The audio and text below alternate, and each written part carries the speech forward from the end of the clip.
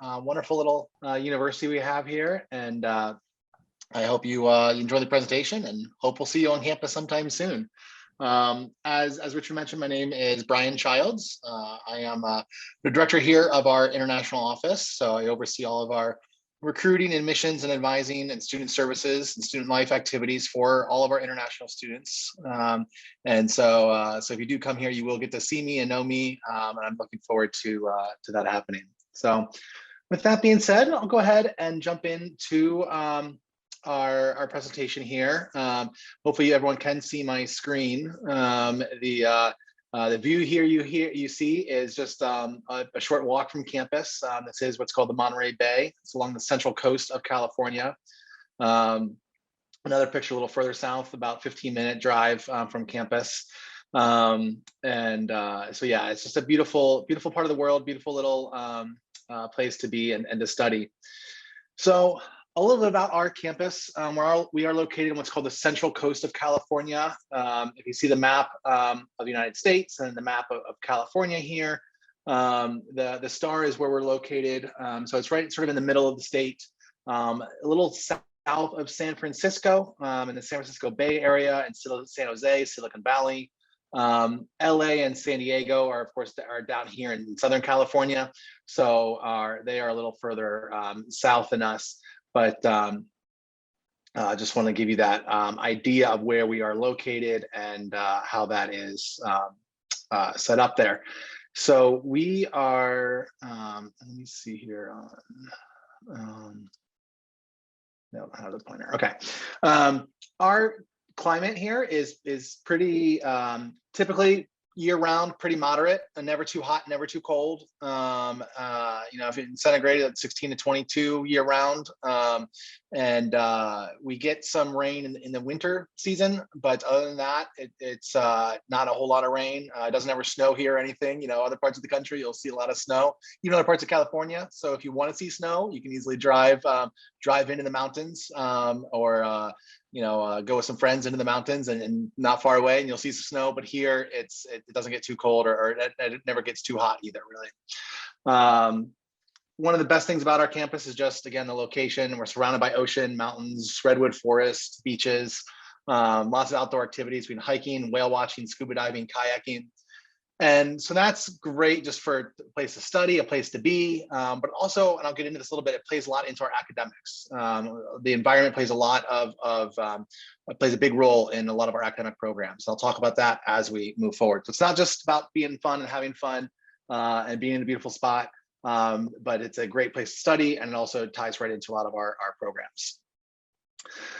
So again, you've heard me introduce us as California State University, Monterey Bay. It's a bit of a mouthful, it's a long name, but just to give you an idea of what that means, in California, there's two main university systems. There's the University of California, that's your Berkeley and UC San Diego and UCLA. They are what we call our tier 1 research institutions, where if you really know you want to do research, the UC is where you want to go. However, that is not at all to minimize what we're doing. The CSU system, it is more of an applied program. There definitely is research involved. A lot of our faculty, all of our faculty are doing research. Our professors are doing research, but it's more from an applied nature as opposed to the straight theoretical. And so it's a lot more hands-on activity. Addition to that, the professors, because of that model and being that more applicable and less research focused, they're also the ones directly teaching you in your classes. In the UC, you're going to have a lot of grad assistants, teaching assistants. They're not full-time professors that are teaching you. Whereas in our program, it's much more of full-time professors or people from from companies, from businesses, from Silicon Valley, who are actual practitioners who are also hands-on and are teaching the classes as well. So it's just a little different environments. But there are 23 schools within the CSU system. We're one of those. And so you're going to come with a name brand. People know the CSU system. They know what that means. When you're talking to an employer, they know you have a high quality education. They know exactly the education you've gotten. And yet you're going to have the advantage of being in a more of a medium-sized, smaller university than some other universities around there. We're about 8,000 students, which is great. It's big enough. There's a lot of stuff going on. And yet it's small enough that it is not, you know, you're not just a number on campus. You're an individual. We will know you. You'll know your professors. You'll know your advisors. There's a lot of opportunities on campus, and yet you still get to know everybody. So it's really a cool size. This medium-sized institution is really a great fit for a lot of students. It's also very much a walking campus. There aren't really cars that go through campus much, so you can walk from your housing to your classes very easily. There's this brand new student union, sports center, swimming pool, recreation field. Very much live on campus, feel of home, and a great place to be, live, and study. We have about 400 international students in any given semester. So there'll be other students from all around the world, regardless of where you're from. You'll have other students that are probably from where you're at as well. Sustainability is a big focus of our university. It's really integrated into who we are and who we believe we are, and what we need to be. You see this into our academics and curriculum. We have very strong environmental science, technology, policy program, environmental studies. We have a hospitality management program. It is actually a sustainable hospitality management program. It's one of the only programs in the country that is focused on sustainability within tourism and hotel management, things like that. So that, again, plays into directly who we are. All of our buildings are, any new building we build is certified LEED certification. We have lots of opportunities. It's very much, you're gonna walk across campus or bike across campus. You're not all gonna be driving your cars across campus. And even other students, you know, there and everything. So sustainability is a big part of who we are and who we believe we need to be.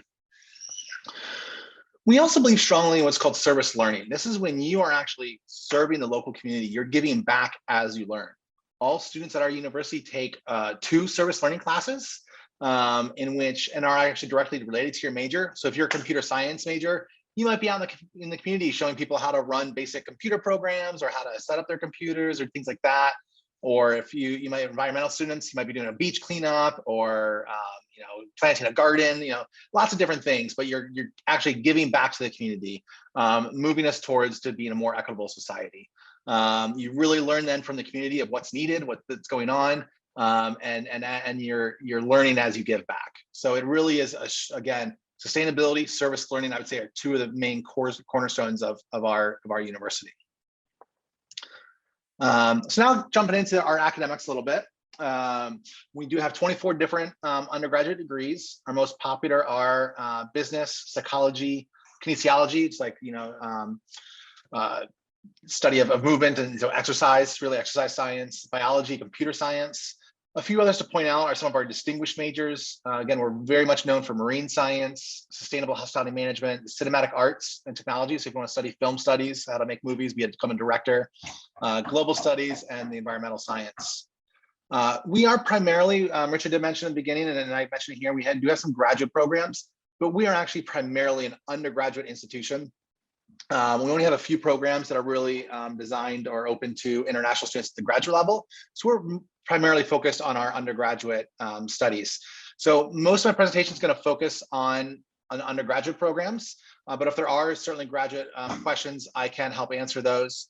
But a lot of those are really determined program by program. And so a lot of those I'll sort of deflect. If there's very specific questions, I'll sort of deflect you back to the program and help you get those answers directly from the program, because that all changes. Whereas our undergraduate admissions requirements and all that stuff are the same regardless of the program. I'm not gonna go through all of these, but this just gives you a list of, these are all of our majors within our College of Arts, Humanities, and Social Sciences. You see, you know, visual public art, music, psychology, humanities and communications. That's everything from ethnic studies and English and communications and legal studies, the cinematic arts. Within business, we have, you know, entrepreneurship, marketing, international business, the hospitality management program I mentioned, accounting. Within education, there's kinesiology, health and human services as well. So some of the majors there. Science, biology, communication designs is like web design, game design, computer science, math, marine science. I will point out one thing you do not see on here is engineering. I know that can be a very common program for students that are looking for. We do have software engineering. It's a concentration within computer science. We are developing in the next few years a mechatronics engineering program, and so I'm very excited to get that launched very soon. So that's like electrical and mechanical engineering sort of combined, and doing some really cool things with mechatronics there, and combining computer science there as well. But we don't have that quite yet, but that I'm very excited. It's very soon, the next year or two, we'll be launching that program. And so that is our science programs. And now I'll go ahead and jump into our student life. So I'm going to talk a little bit about housing, activities and organization, and also working, whether on campus or doing internships. We have different opportunities for you there. So first of all, we guarantee on-campus housing for all of our international students who are applying by our posted deadlines. And there's lots of different on-campus housing options for you. So you can do it like traditional residence hall, where you've got a couple of roommates right there in your room. You can have a little bit more spread out space with a suite where you're sharing a common area, but you've got bigger rooms and maybe a room to yourself, or maybe you just got one roommate in there, but you got a kitchen and all that stuff and living room. Or apartments that we have just a little bit away from campus. So depending on what you're looking for and what your specific needs are, there's lots of different options, and also that of course then ranges the cost by each semester. So just know that there's lots of options for on-campus housing. But moving to coastal California, you're probably going to want to live on campus, at least from the beginning. We actually do have a live-on requirement. We require all of our first-year students to live on campus. If you're a transfer student, like a junior or senior, if you're a graduate student, you can live off campus. But again, that first year, you're probably going to live on campus because it can be a little tricky for a new international student to find a spot, off campus coming in there from the very beginning. But luckily, we have lots of different options for you that are going to be set up. Just whatever you need, we've got it for you. So, student life, we have very active student clubs. There's the lots of different clubs, organizations, sororities, fraternities, campus events, student union, outdoor rec, fitness and recreation center.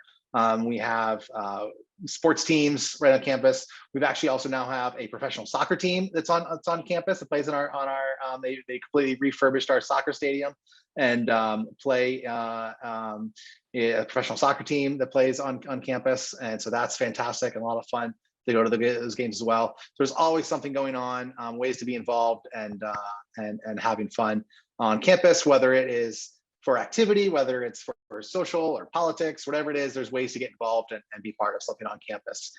We also have our, specifically for international students, we will take, excuse me, we will take trips, make sure the students have a good time and get to see California a little bit.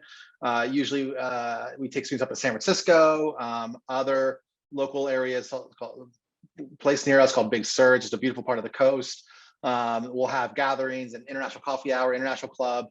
So lots of ways to be involved as international students, just to sort of, see and see the local environment and everything as well. So internships and employment. So first of all, we definitely have internship opportunities. We have a career center on campus is very engaged with our international students, helping them, whether it's resume tips or how to do an interview or how to find a job.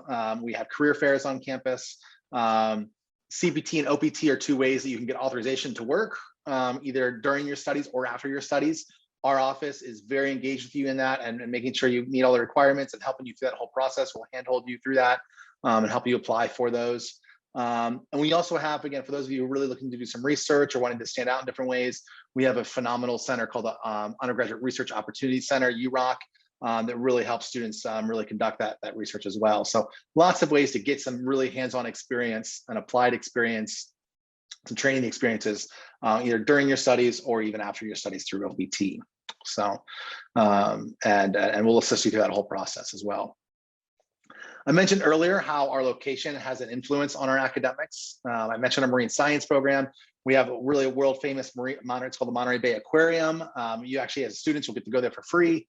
And again, we actually partner with them in a lot of our research and different activities.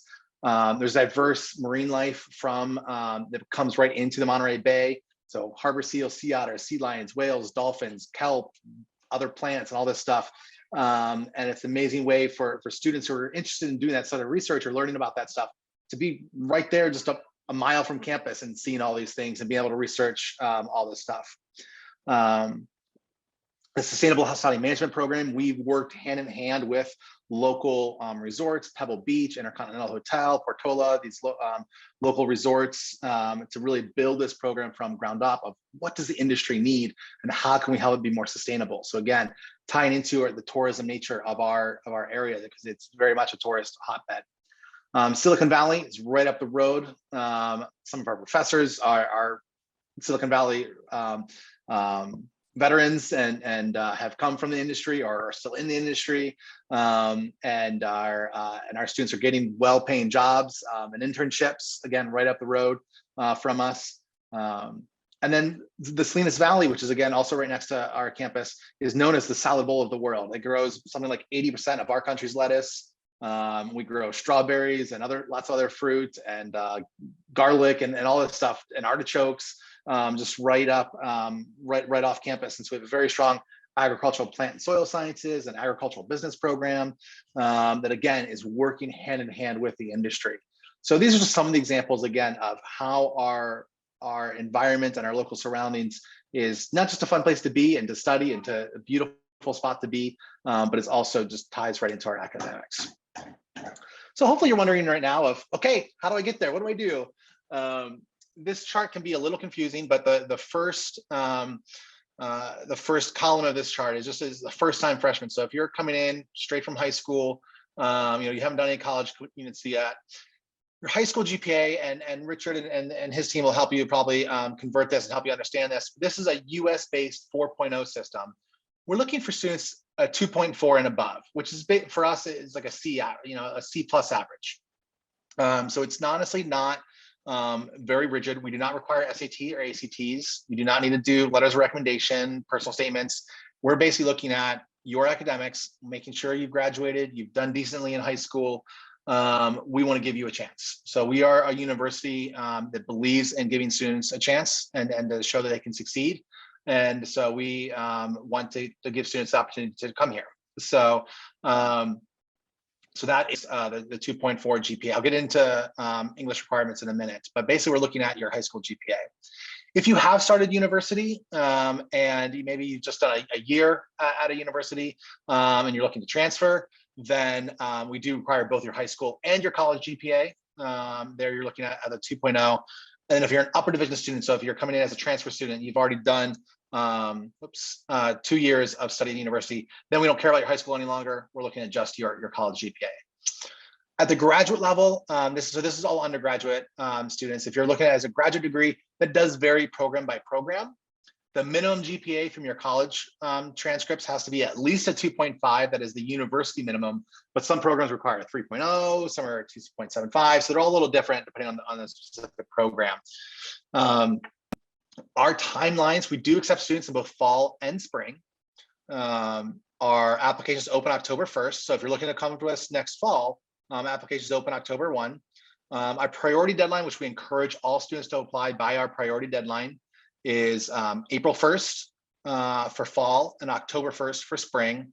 For that guaranteed housing I mentioned, you really should be applying for this by this April 1 or October 1 for spring students. And then, but the application is still open for another couple of months through June 1st for fall and November 1 for spring. You're looking for cost, and I'm sure everyone's eyes went right to this number right away. But for total expenses for the year, so this is your tuition, housing, meals, personal expenses, health insurance. You're looking at about $30,000 to $40,000 for everything for the year. And so we do try to do our best to keep everything affordable. That tuition expense, if you compare that to other tuitions at a UC or private schools, it's very affordable. I mean, I know it's a big number. I don't want to say it, but I think comparing to other US universities, excuse me, we try our best to keep our tuition and our expenses at a minimum. So, but a lot of this variation is just, again, on what housing you choose, what meal plan you choose, or how much you need to eat or cook by yourself, your personal expenses, that all adds up there. We do have some scholarships that do help very much make this more affordable. And these are, though, very competitive. So we cannot, unfortunately, give them to every student. We have a very hard cap on how many we can give out every year. So our students that really show, outstanding academic abilities, achievements, if you're not great grades, and it have also shown, can show that they have, a demonstrated financial need. You basically let us know, you're going to write an essay to us about why this would make a difference for you, how you've been a leader in your community as well. Those students are going to get the best opportunity for those scholarships. So that is how that is set up. Language requirement, we do require English proficiency. Most students do that through the TOEFL, 61 on the TOEFL, or the IELTS, a 6.0. We also do accept the PTE, a 45 requirement there. If you're a transfer student, so this last one is only for transfer students. If you're coming in with what's going to transfer in as our English composition course, the A2, that would get you that requirement there. But most students are going to meet it through one of our English proficiency tests, the TOEFL, IELTS, or the PTE.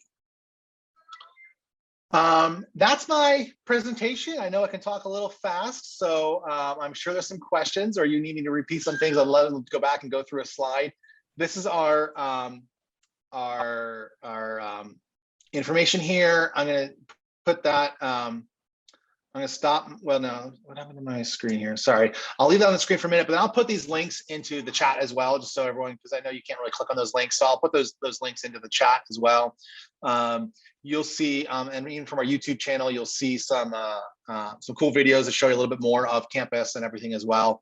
So I'll make sure you have access to all of those. I'll put those in the chat before we're done here.